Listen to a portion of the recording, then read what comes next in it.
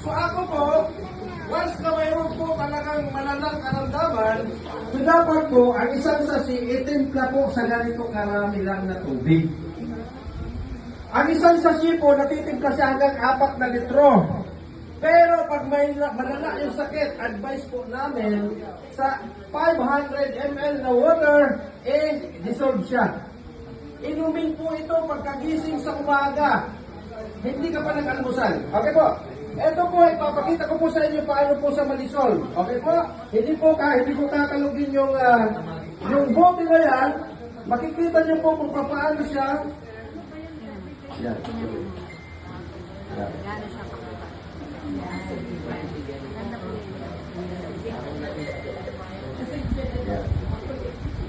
Okay po, tingnan niyo pong mabuti dahil ito po, sabi nga ni Coach Tony kanina, so ito na po yung ininom ko, nagkaroon ako ng sugat, pero hindi po namaga. Sabi nga ng doktor, matatagalan bago ako makalakad. 2 days lang po.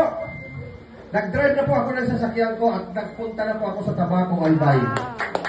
Ganun po kaganda. At ganun po, nakaputatos na po ako. Sapatos pa. Di ba? So, ganun po siya. Kung mapapansin niyo sa mga malinaw pang mata, kung sa pusa nagdidisol, hindi mo kinakailangan kalugin. Opo, eto po, tester po to. Ngayon, papatunayan natin ngayon kung gaano kaganda itong product na to. Bro, payroon lang isang baso. Okay? Ito po ay kuryente po yan. Ito po yung iniinom po natin na tubig. Yan.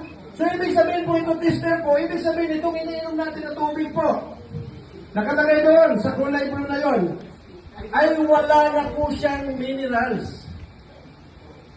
Kaya po, huwag kang magtaka, hindi ka umiinom ng soft drinks, pero nagiging acidic ka.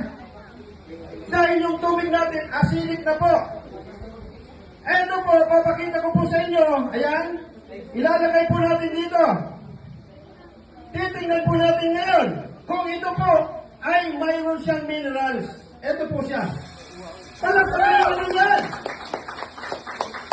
Ganun po, kaganda itong product na ito. Ito walang kabuhay-buhay. Anong gusto nyo? Tubig na may minerals o tubig na may minerals? Okay. Yan po ang dahilan bakit maraming nakakasakit. Dahil wala na mineral. Kaya po ako, sabi ko nga po, hindi ako taga-diet, taga-Camarines po ako, taga-Albay din yung papa ko ni Gaspe. Pero bakit nandito kami sa diet? Hindi kami nagsimula sa Albay, hindi kami nagsimula sa Kamsor, nagsimula kami dito sa diet. Bakit po? Isang tao lang naniwala sa amin sa diet. Isang beses ko lang napainom si Mang ng tubig na mayroong pulvic o mayroong origin. Nagulat po ako, hindi kami kilala.